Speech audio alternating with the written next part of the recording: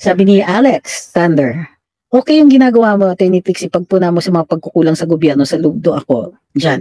Pero pag-usapan tungkol kay Kibuloy at nag-take side kayo, parang nabawasan kredibilidad ninyo. Sir, sa inyo lang po yan. So, you're free to believe whatever it is you want or not. Pero ito ang sinasabi ko, if you deprive a person of due process, para na rin, ikaw din ang naghatol, sir. So, yun po rin ang ginagawa. I can say exactly the same thing about you. Ang action mo, ay as though guilty na po si Pastor Kibuloy. Hindi pa siya dumadaan sa hukuman eh. Hukuman lang po ang maaaring magsabi kung guilty or innocent siya. Ang pinaglalaban namin dito sa Luminous ay yung karapatan niya to due process na makaharap siya sa hukom. Ma-defend niya yung sarili niya. At by the way, hindi po hukom ang Senado. He does not need to defend himself or explain himself in the Senate. That's not the purpose of the hearings. The purpose of the hearings is to create laws. What does Pastor Kibuloy know or have that cannot be given by the other people in the kingdom of Jesus Christ? What information should necessarily come from him and only him na hindi mabibigay ng ibang taong mga nagpapatakbo ng ministry?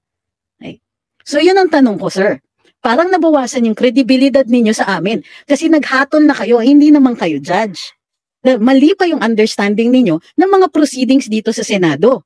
Akala nyo ba pwede siyang hatulan ng Senado? Akala nyo ba pwedeng kilatisin ng Senado ang ebidensya laban sa kanya? And even more, akala nyo ba nasa karapatan ng Senado na humusga sa any potential or imagined or real criminal acts? Hindi po nila lugar yon.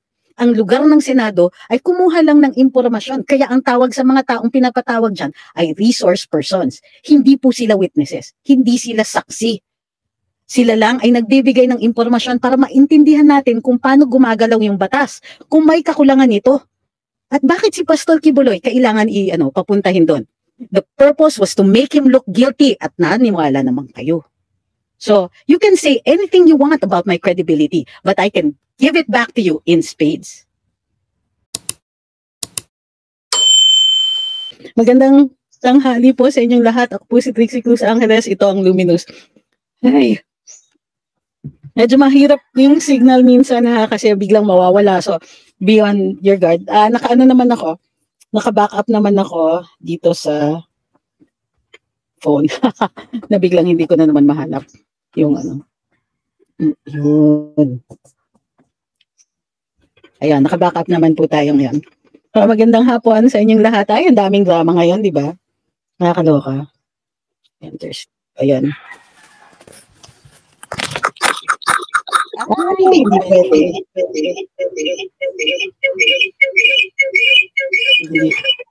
Ilayo mo nga and out mo muna. Ayan na, okay na. Okay na. Kabackup na rin lang. Hi, good afternoon. Sabi ni Michelle, I guess lumipat na kayong Davao, kaya pag ganon, magkapit-bahay na tayo. Not exactly. Kasi kung nasa Davao City ako, dahil lakas ng signal. So obviously, hindi. Pero yesterday, talagang walang signal at umakit kami ng bundok. So ngayon, nandito na po kami. This time, nasa may dagat na kami. So, magandang hapon at today, ang last day po ng rally ng KOJC sa Liwasang Bonifacio. I-announce lang po natin, dadating po ang beloved nating former President Rodrigo Duterte. Pero keep an eye out, nandyan din po ang ilan sa mga kaibigan natin. Sa Limbawa, I understand na si Chris Lam Yunsay, also a vlogger, will be there. And si Pebbles Chururut ay nandun din po. So, kung pupunta po kayo, well then, hanap-hanapin nyo na lang po yung ating mga vloggers who are there. Okay, magandang hapon po sa inyong lahat. So, ang topic natin today is ang plano. 'Di ba? Ano ba ang plano? Well, kanina pinost namin sa Luminous yung sinasabi ni Sir Mark. Sabi ni Mark Anthony Lopez, there's no stopping the House of Representatives in pushing for charter change. This week, deliberations will be made to appear na ginagawa and they are set to approve RBH 7 on second reading probably by tomorrow, March 13. Oo. Kasi approved na by the plenary ang totoo niyan. So, technically, dapat ang first reading niyan, binabasa lang yung title doon sa plenaryo, tapos i-refer to committee. Yung committee magde-deliberate, tapos maggagawa ng resolution. Kung approved, babalik yan sa plenaryo, at yung second reading, yung committee, i-approve nila yung second reading, and then they will set it for vote with the plenary. Third reading yon. Pero dito, parang lumalabas, dahil the deliberations were already in the plenary committee on the whole, rubber stamp na lang po halos yung committee. Alam nga naman, i-overturn nila yung decision ng plenaryo, di ba? So, the committee will have short discussion at i-approve ito daw by March 18 before mag-Holy Week break. By end of June 2024, magre-referendum na. Mukhang wala nang makakapigil. So, ang tanong na lang is, okay, economic provisions lang ba po ito? O ano ba ang naisingit dito? At bakit sila nagmamadali na by June yung economic provisions? Kung sa totoo niyan ay economic provisions lamang. Sabi ni OD, loan better ay 20 times nang tumama sa loto ayon kay Senator Tulfo. Pero nasa na ang committee report ni Senator Tulfo, di ba? Akala ko ba nilabas na ba? Hi kay June Salivar. Sabi ni June Rinaldo naman, watching from BBM territory, Ilocos region in La Union. Actually, it is also known as the Ilocos Nation. Watching from Germany naman si Ma'am Andy Tejones. Hindi pa pupunta ang ating Pangulo dyan. Chika nyo naman kami kung ano nangyayari. Sabi ni Ched, hindi po ba need pa ang Senado bago nila tuluyang mapatupad ang PI? And this is where I think is going to be their issue. So, magde-deliberate ang Senado. Hindi pa tayo sure kung i-approve or not yung sa economic provisions. Kung may tumatanggi dyan o may tumutunggali o merong tunay na mga debate na ihohold, sasabihin ng House, we will go ahead without you. Anyway, it will be a joint voting and so on. Pagka ganon, then makikita natin na ang labanan niyan will be in the Supreme Court on the issue of joint voting. Pagka in-approve ng Supreme Court na pwede yung joint voting na yan, that will be the reason. So, yung referendum na yan will be, damay-damay lang yan. Since it's not on the PI. Remember, ganito yung rules sa People's Initiative. Ang People's Initiative, once lang in each administration pwedeng gamitin kung susundan yung RA 6735. Ngayon, kung ipatuloy nila yung referendum on the economic provisions by June, then pwede pa silang magpa-PI for next elections. Gets nyo? Para maging formal na doon sa, kumbaga, kung ilalaban nila sa Supreme Court yung joint voting, dito pa lang sa Hunyo, by elections next year, settled na yung issue ng joint voting at maipapasa nila yung PI. So may purpose itong economic provisions na ito. Kahit wala talagang babaguhin masyado dyan, may purpose yan to open the door to the real changes on the charter change. Okay? Hey, Roy, kumain na naman. Hi kay Carlos Molina.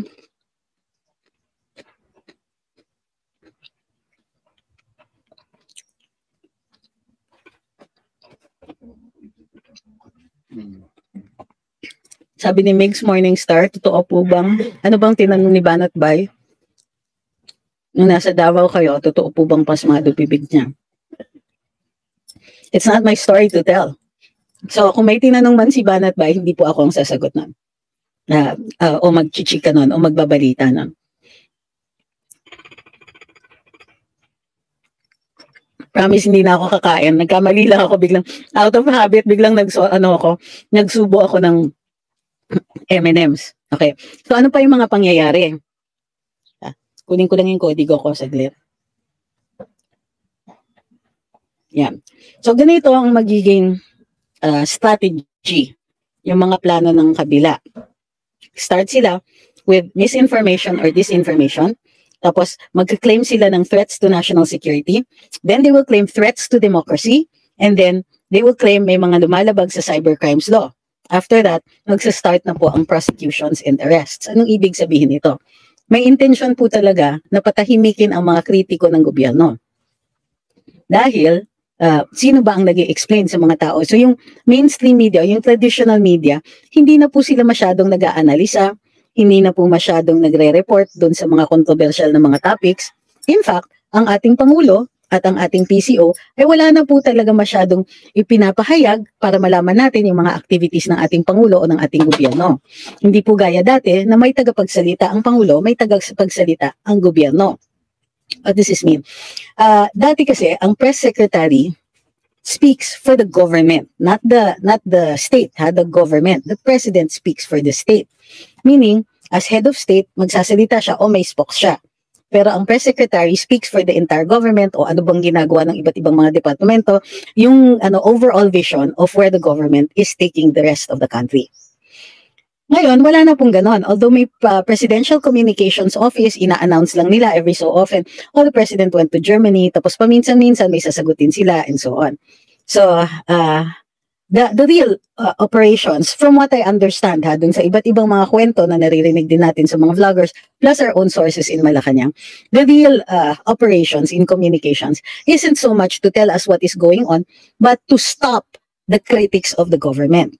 So tandaan ninyo, since taxpayers tayong lahat, yung mga binabayad natin sa income taxes ay minsan ginagamit din nila para patahimikin tayo. And it will not end. Yun po ang sinasabing plano nila at ang source natin dito medyo impeccable. Sabi ni Sane, ang Senate may tinatawag na Magic 7. Tama po ba? If di makakuha ng 3/4 vote for Chacha sa Senado, so does that mean we need 7 votes from our senators to vote no? Tama po ba?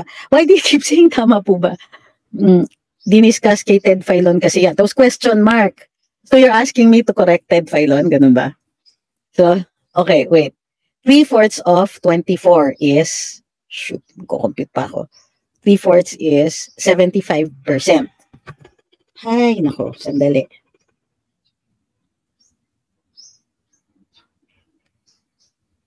.75. So you need 18. 6 votes. Tama. 7 votes para ma-defeat yung 3/4 vote. So kung may 7 senators who vote no to the economic provisions, to the change in the economic provisions, there will be no charter change because the stand of the Senate is that it is voting separately, meaning 3/4 vote of the Senate, 3/4 vote of the House. Ngayon, what will the House do? Alangan naman they'll take it sitting down. The House will take it to the Supreme Court. Sasabihin ng Congress, ng House of Representatives, to the Supreme Court justices. Isn't it that the presumption is that we are voting jointly because whatever the reasons are going to be? So, doon po ang bakbakan sa Supreme Court. If the Supreme Court rules in favor of the House, that means na i-combine mo. So, about, magkano ba? 251, ilan na ba ang check natin. Ito, Congress, 18th Congress, 18th Congress number of congressmen.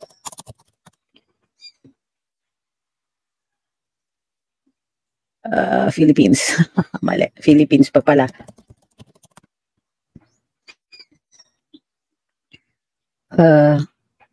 The 18th Congress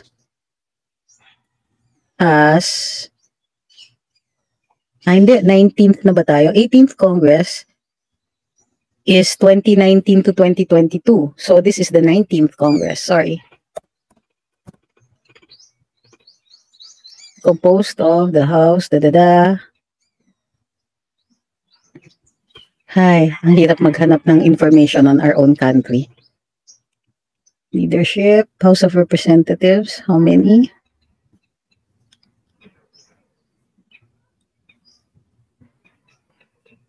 Ilan? Wow, hindi na lang nakalagay. Can anyone tell me how many congressmen there are?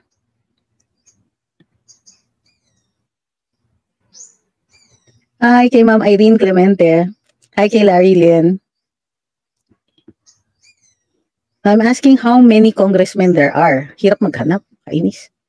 So we are in the 19th Congress, and the 19th Congress has unclear number of congressmen.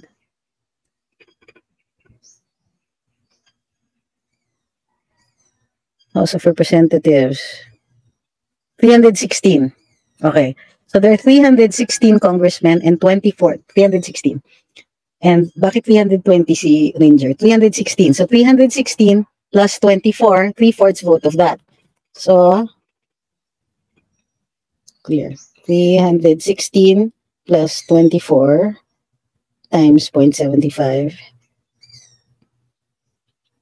Mali. 316 plus 24 equals 5. So, 3/4 of that is 255.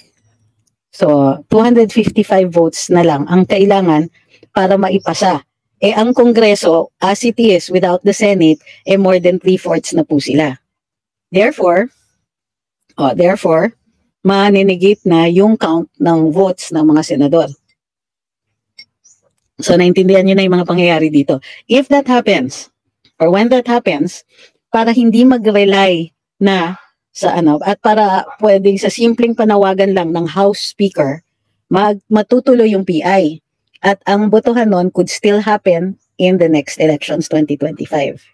Okay? Clear na sa inyo yung mga gusto nilang mangyari. Kaya pwede nilang pagpatuloy pa rin yung mga diskusyon tungkol dito sa economic provisions kasi iuuwi nila sa charter change ng PI.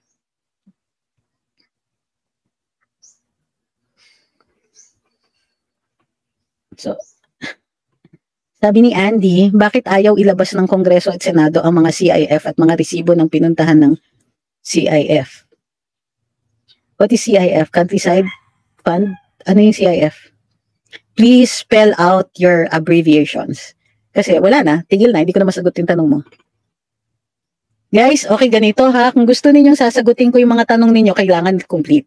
Number 1, huwag kayong gagamit ng abbreviations kasi don't presume that I know what it means.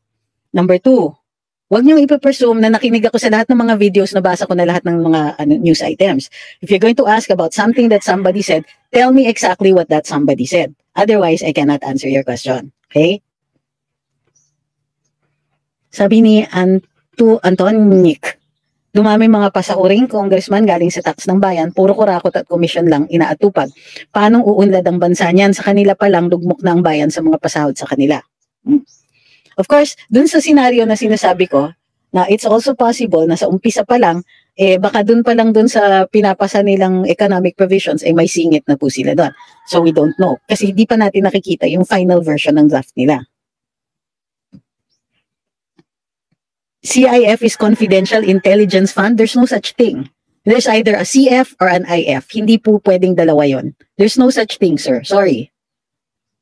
Kung confidential and intel funds yan, they don't usually lump that together. Those are separate budgetary items or allocations. Kung ginagawa ng Kongreso ay sinasama nila under a single title, it's to make things difficult for audit. Magkaiba po kasi ang confidential sa intelligence funds. There is an actual memo detailing that an intel fund is for intel agencies and confidential funds, which has the nature of an intel fund, is given to the non-military, non-intel agencies. So,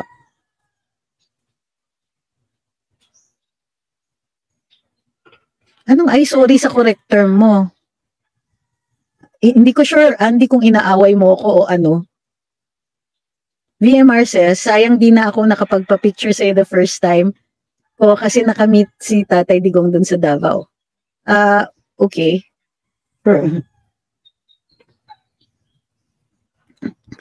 Sabi ni Facebook user, wag na natin hintayin matapos ang taon na ito, wag nang pabalikin sa Malacanang mga mambubudol ng pulburon. Hi kay Saldi Suarez, Bankert said, talagang may balak mag-Prime Minister kuno si Tamba, kaya pilit na lang ipupush ang FPI na yan. Nga lang, di basta papayag ang taong bayan, tapos ang palusot nila sa economic provisions na lang in your dreams. Okay, pero wag natin pong kakalimutan yung sinasabi nga natin, na in the meantime, tuloy-tuloy pa rin po. Ano yung tinutuloy-tuloy nila? Yung misinformation and disinformation. Tapos, dahil pagka nag-disinform na sa atin or misinform, halimbawa, palalabasin nila na against democracy or against whatever yung ginagawa ng mga vloggers o yung mga pagsasalita natin and so on, they'll try to make it look like, remember yung sinasabi dati ni pangalan nito, ni Maria Ressa, na ang fake news daw is a danger to democracy or a danger to our safety and all that. So, anong ibig sabihin nito? Saan yan papunta? Gagamitin nila yung konsepto ng fake news. In fact, ginagamit na nila ngayon. At sinasabi nila na dangerous ang fake news. Here's the problem. Fake news is difficult to define. Para maging criminal act, ang pagbibigay ng fake news, kailangan i-specify nila what exactly is fake news. O kung halimbawa, may good faith ka naman. As far as you know, nakikita mo online na may ganitong impormasyon, inilabas mo naman sa Facebook mo. Nagdagdag ka ng opinion. Is that necessarily fake news? Kung mayroon kang basehan.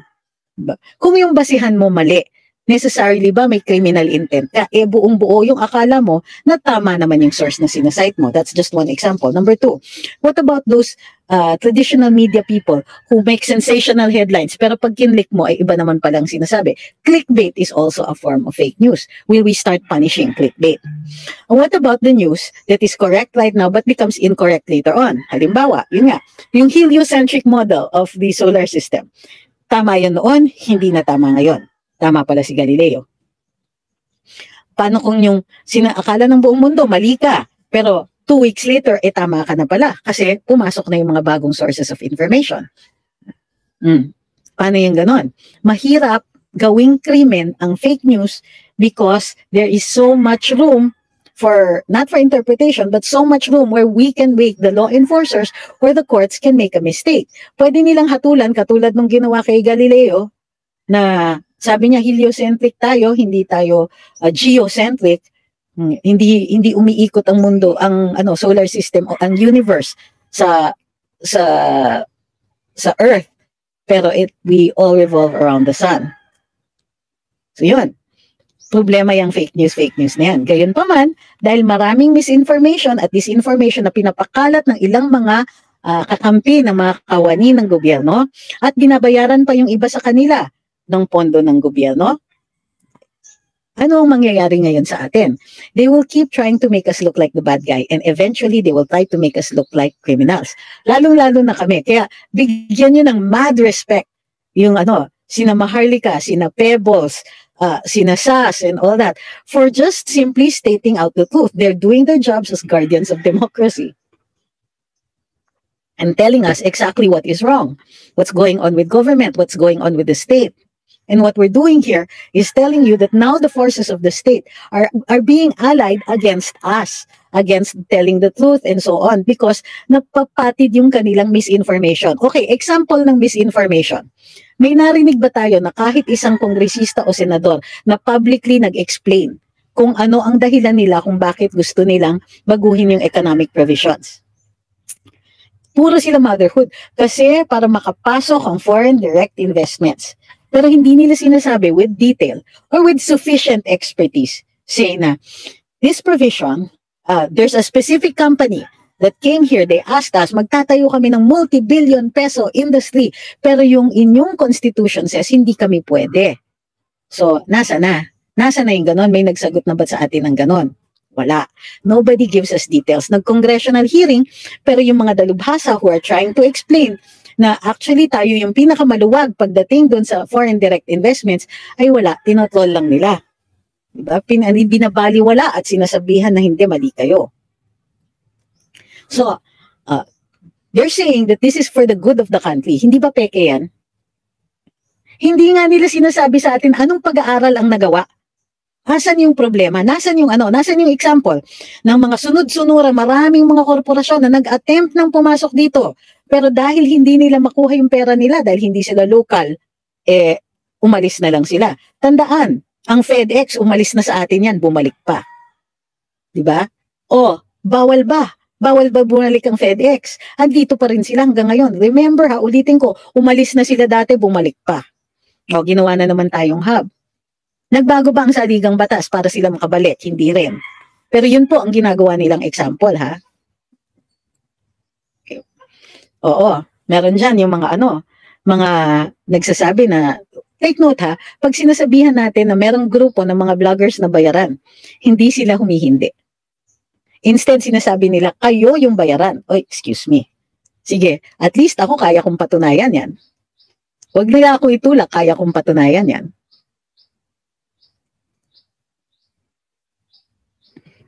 Onilo Urbustondo said, walang mga nag-i-explain, deadma, parang talk to the hand, at parang bawal po magtanong sa kanila. Correct. After what happened with SMNI, na nagtatanong lang, bigla silang na-contempt, nagkaroon ng hearing and all that.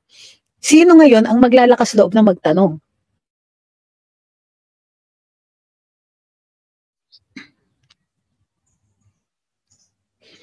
Sabi ni Maldita Me, for me, anti-poor yung pinupursue nilang economic provisions na foreign ownership. I agree.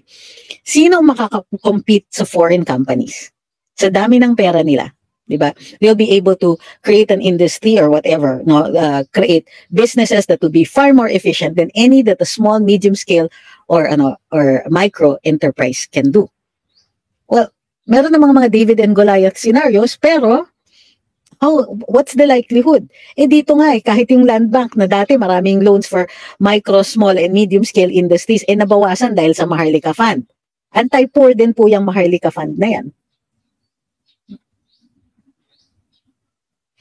Sabi ni Robert Carlos, watching daw po sila sa Costa Rica. Di ba pagka sa Miss Universe, pagka yung candidate from Costa Rica. Okay. Dito sa Costa Rica with the Filipino community, we support you, Pastor Kibuloy. Justice for Pastor Kibuloy. Thank you.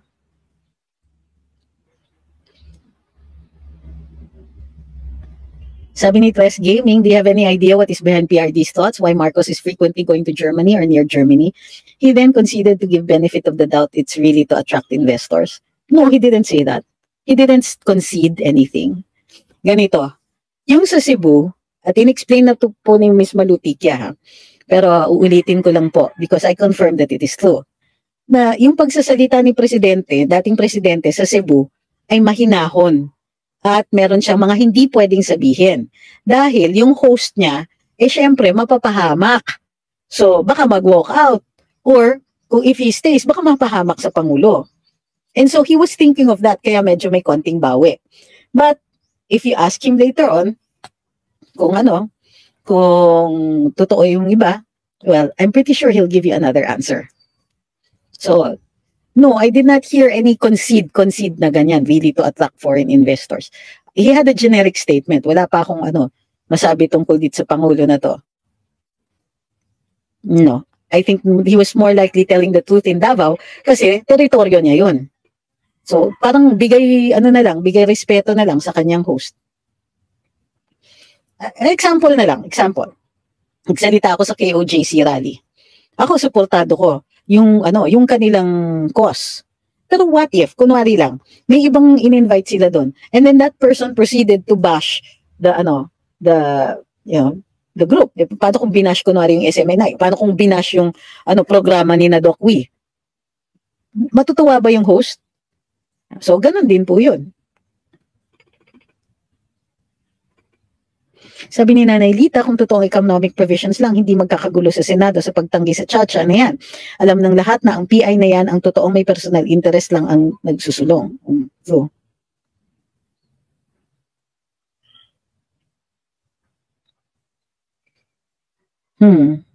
bakit merong nagmumura sa ibang nagko-comment dito? Ano ba yung kinoment ng tao? Ay nako, ilang beses ko na po ito in-explain. Why is it that the COA and the Ombudsman are not acting on accounting on government officials who are not serving the people in what their oath said to the Constitution?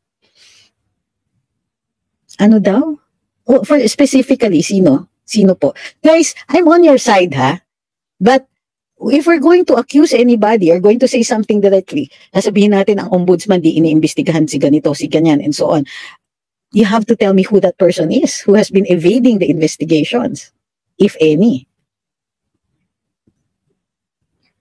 Sabi ni Facebook user, pipilitin po nila na hindi matuloy ang eleksyon sa 2025 kasi alam nila na marami sa kanila ang mapapalitan. At kung matuloy man landslide na dayaan, smart magic moves, ngayon na nga lang, harap-harapan tayong ginagago sa PI nila.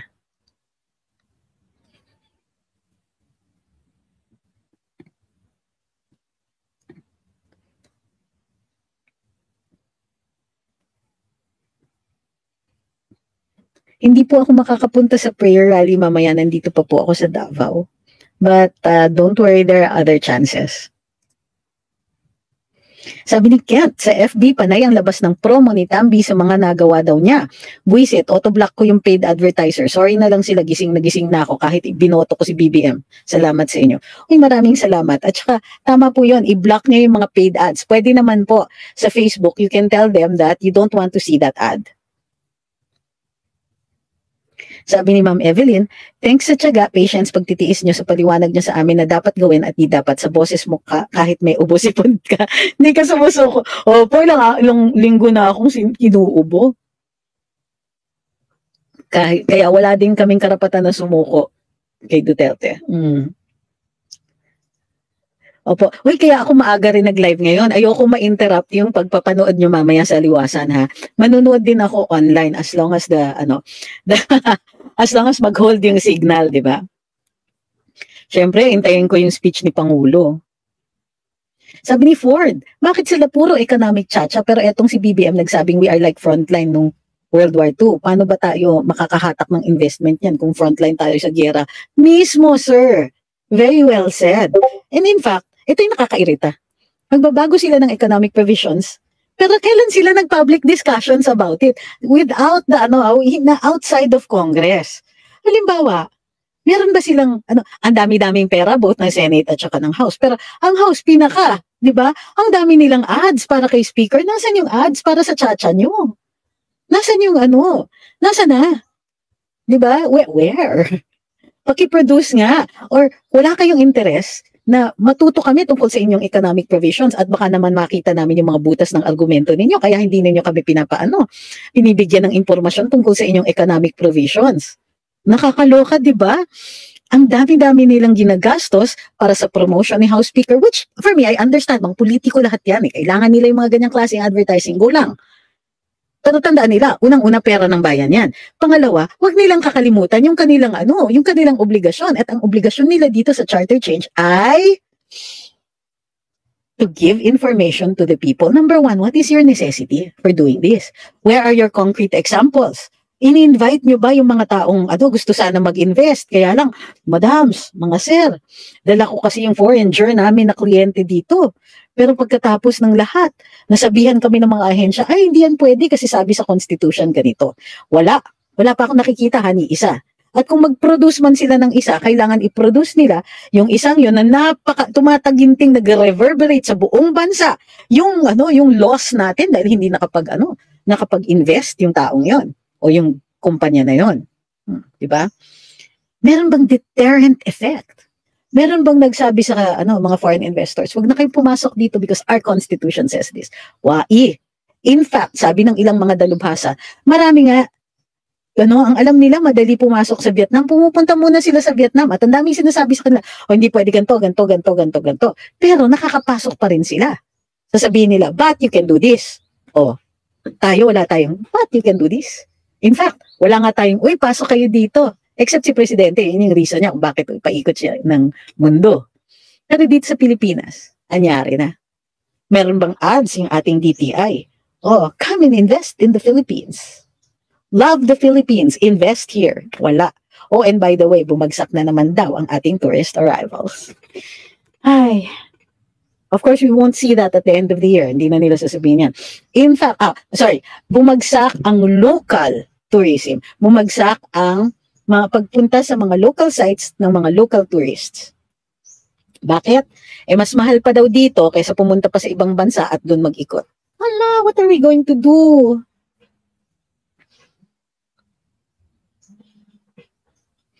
Sabi ni Julius, ayaw daw mag-support ng mga startups yung Maharlika Wealth Fund. Well, they're not going to do that, particularly not going to do any local Philippine startups. No, they're looking to be wealthy, to add to the wealth of the country. So yung pagsuporta dun sa mga local, kung hindi naman pupunta yung pera sa kanila, wala. Investors The Maharlika Wealth Fund is supposed to invest. They're not going to give out loans. Or at least I haven't seen them say that they're going to give out loans. Yay! Sabi ni Tres Gaming, join na naman siya for the second time naman sa Liwasang Bonifacio. Yay! Para dun sa mga dito na nasa Metro Manila, punta naman kayo dun sa second rally ng KOJC.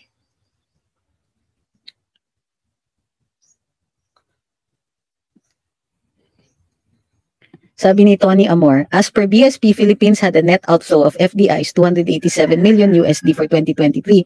January 24, about 79 million USD. Unemployment rate went up 3.7%. Economic provisions pa more. Oo nga Sabi ni Ma'am Corazon, lahat po nakablock na mga ads ni Tamba. Sabi ni Alex Thunder, okay yung ginagawa mo, Atty. Trixie, pagpuna mo sa mga pagkukulang sa gobyerno, sa lugdo ako dyan. Pero pag-usapan tungkol kay Kibuloy at nag-take side kayo, parang nabawasan kredibilidad ninyo. Sir, sa inyo lang po yan. So, you're free to believe whatever it is you want or not. Pero ito ang sinasabi ko, if you deprive a person of due process, para na rin ikaw din ang naghatol, sir. So, yun po rin ang ginagawa. I can say exactly the same thing about you. Ang action mo, ay as though guilty na po si Pastor Kibuloy. Hindi pa siya dumadaan sa hukuman eh. Hukuman lang po ang maaaring magsabi kung guilty or innocent siya. Ang pinaglalaban namin dito sa Luminous ay yung karapatan niya to due process na makaharap siya sa hukom. Ma-defend niya yung sarili niya. At by the way, hindi po hukom ang Senado. He does not need to defend himself or explain himself in the Senate. That's not the purpose of the hearings. The purpose of the hearings is to create laws. What does Pastor Kibuloy know or have that cannot be given by the other people in the kingdom of Jesus Christ? What information should necessarily come from him and only him na hindi mabibigay ng ibang taong mga nagpapatakbo ng ministry? Okay. So yun ang tanong ko, sir. Parang nabawasan yung kredibilidad ninyo sa amin kasi naghatol na kayo, hindi naman kayo judge. Mali pa yung understanding ninyo ng mga proceedings dito sa Senado. Akala nyo ba pwede siyang hatulan ng Senado? Akala nyo ba pwedeng kilatisin ng Senado ang ebidensya laban sa kanya? And even more, akala nyo ba nasa karapatan ng Senado na humusga sa any potential or imagined or real criminal acts? Hindi po nila lugar yon. Ang lugar ng Senado ay kumuha lang ng impormasyon. Kaya ang tawag sa mga taong pinapatawag dyan ay resource persons. Hindi po sila witnesses. Hindi sila saksi. Sila lang ay nagbibigay ng impormasyon para maintindihan natin kung paano gumagalaw yung batas, kung may kakulangan nito. At bakit si Pastor Kibuloy kailangan papuntahin doon? The purpose was to make him look guilty at naniwala naman kayo. So, you can say anything you want about my credibility, but I can give it back to you in spades. Kailan po malalaman kung si Pastor Kibuloy ay iko-contempt nila? Kinontempt na po, may order na po. Hindi lang po final pa yung order because there are 7 days for the majority members of the committee to overturn that. Ngayon, if Senator Robin cannot get the required 8 votes, then the contempt order will stand.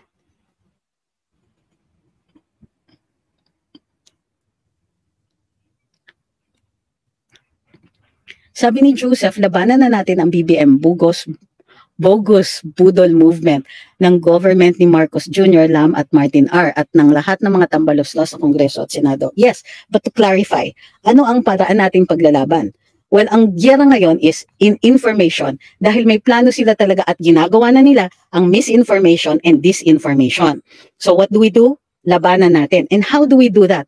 Exactly what we're doing now. Well, we go to the rallies, we speak on social media. Marami na akong nakitang mga followers na sila na mismo, meron silang sarili nilang komentaryo, meron ng mga gumagawa ng YouTube channels, gumagawa ng mga komentaryo dito sa Facebook and so on. Welcome everybody. Please keep doing that. Write on your own walls, create your own channels, make your own commentary. Go, go, go, go, go. You know why? Because every voice counts. So dito, that's how we fight. We fight misinformation with more information.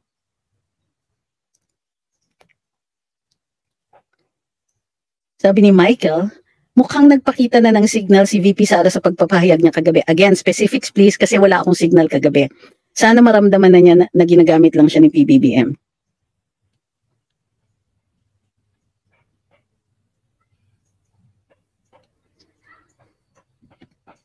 Sabi ni Isha, ako po ang stand ko sa dami ng nangyayari, di po ako abogado o nagdudunong-dunungan. Pero yung matugunan man lang nila, pati yung basic needs lang ng tao, pero wala eh. Go, Ma'am Isha. O yan, that's what I mean by adding your voice to this. Hindi naman kailangan ni Ma'am Isha na makipagdebatihan dun sa legal provisions or dun sa constitutional provisions. Pero yung nararamdaman niya, yung nakikita niya, mataas ang presyo, bigas, kuryente, tubig, transportation. Abay, may mga nagtotol sa akin, wala silang space sa aking wall. Sinasabi na wala daw sa hulog yung speech ko sa sa rally kasi hindi daw yun pinangako. Ako pa talaga ang sasabihan nila na hindi daw pangako yun. Eh ako kaya yung nagsabi nun. Ako kaya yung press secretary nun. Tumigil-tigil nga lahat ng mga nagsasabing mali ako. Sige, okay lang. But why does it matter to you that I'm wrong? Kahit sabihin pa natin na aspirational, yung mga sana 20 pesos. Sinabi ba ni Presidente, sana 20 pesos na lang ang bigas? He didn't say that we will do this in the hopes that. No, that's not what he said. And certainly that's not what he told me. So, good luck sa mga akala nyo affected ako? Hindi, kasi mali kayo. Tsaka, kayo yung nagpapalaganap ng fake news, by the way. Yung mga nagsasabing aspirational lang daw yon. Ay nako, alam nyo mga sir, lahat yan aspirational. Pero anong ginagawa niya to get that aspiration? Okay? Kahit sabihin namin, nasa na yung 20 pesos na bigas. So, wala pa kasi aspirational na yun. Well, you failed in your aspiration, number one. And number two, how can you aspire to something when you're not even doing anything about it? Aber nga, kaloka, di ba? O hindi ako galit, mamaya may magsasabi na naman na galit ka na naman. Ano ngayon, galit ka? Oo nga naman. Ano ngayon daw? Ano ngayon kung galit ako? Do you have to please those motherfuckers? That's true, I don't have to please them. So, join ka. Sabi ni Renan, tama ka, lahat ng lumabas sa wall ko ng mga praise releases ni Martin sa iba't ibang dyaryo, sa iba't ibang lugar. Pati mga comments na mukhang galing sa Tolls Block ko na rin. Correct. Do not give them any space in your wall. Do not give them any space in our discussions. They're not here to enlighten us. They're not. They're here to confuse us. They're here to misdirect us. They're here to prevent the change that is inevitably coming. Matatalo naman sila but they have to be blocked. Sabi ni Facebook user, can you tell me your name? Pagka yung mga nasa dun sa mga nagko-comment dun sa Luminous group, lagay niyo po yung username nyo. Thank you, you're always on the right side of the fence. Thank you too for sharing your experience when you were in the zoo. Sabi ni Ma'am Georgina, sinimulan nila gapangin kaya halos nabuo na nila ang pirma. Dapat pinaliwanag muna nila bago sila nagpapirma para alam ng tao kung agree o hindi. Correct. Nasaan yung information campaign? Meron ba? Naglabas nga sila ng ad na had nothing to do naman with what was in the petition. Di ba mga EDSA Puera? Saan yun? Dun sa sa pinapapirma nila. Sabi ni Ma'am Nanay Lita, ay totoo at totoo naman, mas mahal sa bansa natin compare sa ibang bansa. Tunay ka, madam. Diyos ko, totoo po yan. Nakakaloka. And I can't blame yung mga kababayan natin. Bakit ang mahal ng, let's say, accommodations? Ang mahal ng mga hotel dito? Mahal ang pagkain, kuryente, tubig, transportation. Alam nga naman sila, mababa. Kamusta naman ang Love the Philippines? Parang, isa pa yun Yung Love the Philippines, hindi maliwanag kung ano ba talaga ang pinupuntirya nila. Ano ba talaga ang goals ng Department of Tourism para dumami yung mga turista dito?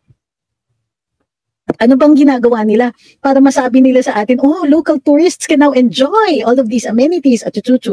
Wala. What have they done? Kung meron man silang ginagawa, parang sinikreto nyo naman masyado. Kung kailan kailangan namin kayo magyabang, hindi naman kayo nagyayabang. Or is it because nagyayabang kayo, parati namin nahuhuling butas ng argumento ninyo? Ay, Pilipinas. My Munchkin 31 says, mas mahal na yung pamasahe sa local tourist spots kaysa sa HK, etc. Kakalungkot naman, ang dami pa naman magagandang tourist spots dito sa Mindanao. Ma'am, hindi na po tourist spots ngayon, tourist destinations. So, we have to fix entire cities. Para dumagsa ang kunwari, okay, sige, ang ganda-ganda nga sa saan ba? Sa Ifugao. Ganda, punta tayo doon. Pero manggagaling ka muna sa napakagulot, napaka-polluted na mga cities. Matutuwa bang turista doon? Diba? Horrible. Sabi ni Ford, sa totoo lang, wala na rin kaming pera para sa local tourism. Aray ko. Dati kaya namin once a year man lang, kaso sobrang hirap po talaga ng buhay. Ngayon nasa middle income na po kami. Mahabol na ako po. Sabi ni comment, I silently help educate my family, especially yung mga seniors, tungkol sa mga schemes nila Tambi. I also teach them about UNCLOS. Brainwash talaga mga baby boomers American dream. Hi! Oo nga Hi kay Amik. Cesar Paraiso says, tama po kayo. Sobrang hype Lalo ang Siargao, 17K para ka nang nag-Japan, pambihira. Ay, sabi ni JKQ32, E1 Ku. Correct, ang labo talaga at face-to-face ang panggagago sa mga taong bayan. Paano mag-invest ang foreigner dito? Kung si BBM can't run the government fueled by corrupt, yung pledges means nothing. Oh.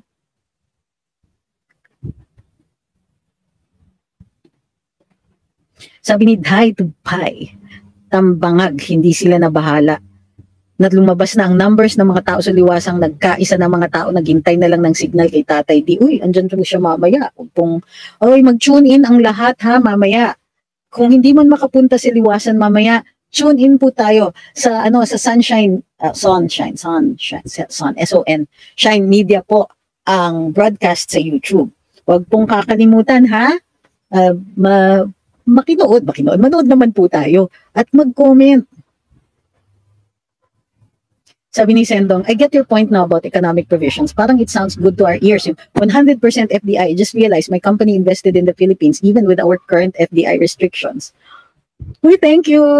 Bihira na kita makita dito, Sendong, ha? Na-miss na kita. Ang elegante ng English niya, pansin nyo.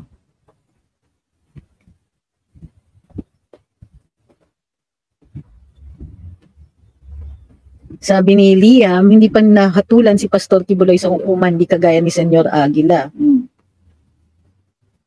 Sabi ni Ford Tupas, ang hirap ng buhay na talaga ngayon. Dati nakakakain pa kami ng samgyupsal, ngayon tipid-tipid. Ano pa kaya? Oo, tamot pa, samgyup, no? Ano pa kaya ang travel? Tapos yung mga nasa HOR, pati si BBM, di man lang sinusolve main issues ng Pilipino. Ay, hindi lang yun. Di man lang nila pinapakita na meron silang effort na isolve yun. Sabihin lang nila na, ay nako, parang ayoko na ngang manood ng SONA this July.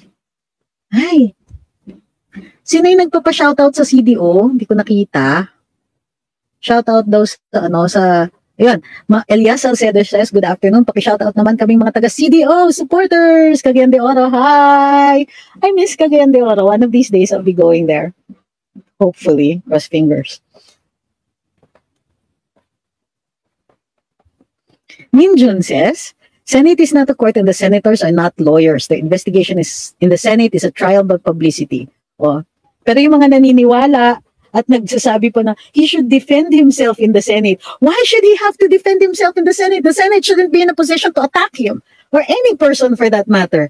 At matagal na panahon pa lang nung si Lincoln Ong ang ginigisa nila, matagal na po akong tutol dun sa pinaggagawa nila dun sa Senado na acting as though these resource persons owe them something they do not other than the truth. And why are the questions, parang cross-examination? If the purpose is to get information, yes or no questions should not, the questions should not be limited to just yes or no. Akala ko ba gusto ninyo yung information? And information takes no sides. So, why are they afraid of the resource person saying something that they don't like?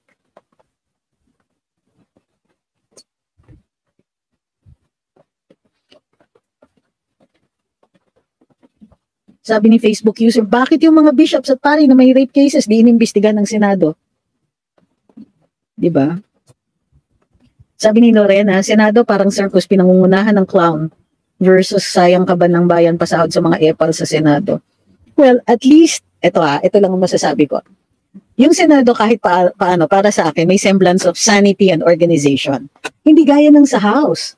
The House sometimes, it feels like a joke. Sa Senado kasi andyan pa sina Sen Amy, andyan pa si Sen Robin, andyan pa si Senator, SBG, si SBG, and on occasion, si Senator Bato. Yeah, I still hear sane things from them.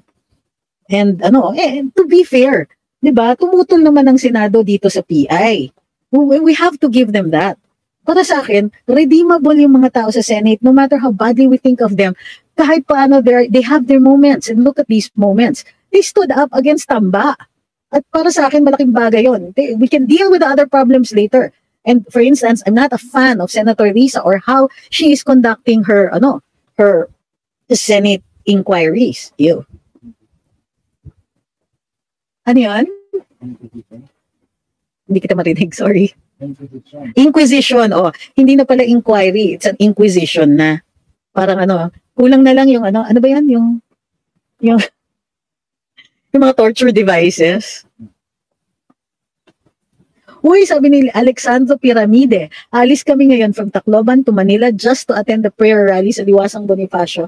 Uy, pakihatid na lang yung pakipalakpak na lang for me. Hindi ako makakadating.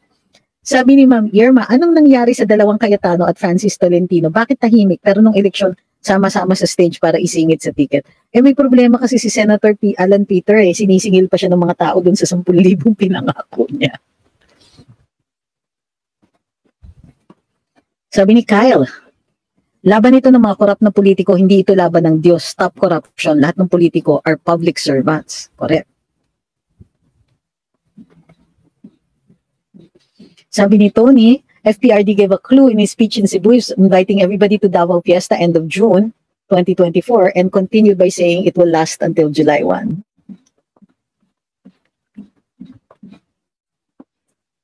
Sabi ni Tetet, nakakawalang gana po, uuwi sa Pilipinas, ang mahal ng bilihin. Isa pa, nakakatakot na sa airport ng Manila, balik ng modus ng airport. Oo nga Sabi ni Ma'am Janet, kamusta na lang po kay Attorney Osam? Natawa siya. Sabi ni Ma'am Marlita, may nag-away nga sa akin ng dahil sa'yo. Ay, sorry po ma'am, bakit? Dahil I follow you. Pinapabalik ko na siya sa karambola dahil wala ka na dun. Oy. Sorry po. Yung NFA na bigas, binenta sa mga private sector, talagang walang puso sa masa. Totoo yun. Tapos alam nyo ba, di ba si Ombudsman nag-imbestiga at sinuspindi over 100 employees of the NFA except the complainant. Pero i-compare nyo dun sa statement ni Sec Kiko. Anong sabi ni Sec Kiko? Ay, gusto ko nga isuspindi sila pareho. Yung nang aakusa at yung inakusahan. Ano naman ang ginawang mali nung nang-aakusa? Sabi niya, hindi ba dapat isuspindi silang pareho kasi magulo Tignan niyo tuloy, si Ombudsman, 130 plus, if I'm not mistaken, 138 yata, ang kanyang mga sinuspindi dahil sa pagbenta ng NFA rice sa mga private, ano ba yan, sa mga retailers. Ano ba?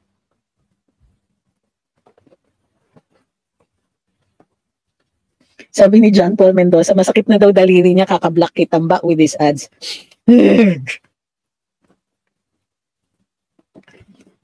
Sabi ni Facebook user, pati yung mga vlogger nila walang ibang content kundi bumanat sa mga Duterte at PACQ. Konti o wala ng content tungkol sa mga nagawa ng presidente nila. Parang tuwang-tuwa sila nung pumunta kami ng Davao at nagkita-kita kami ni na Byron and all that dito. Parang, nagpunta yung mga bayaran sa Davao. Magsalita ng bayaran, baka may baka mabigla siya.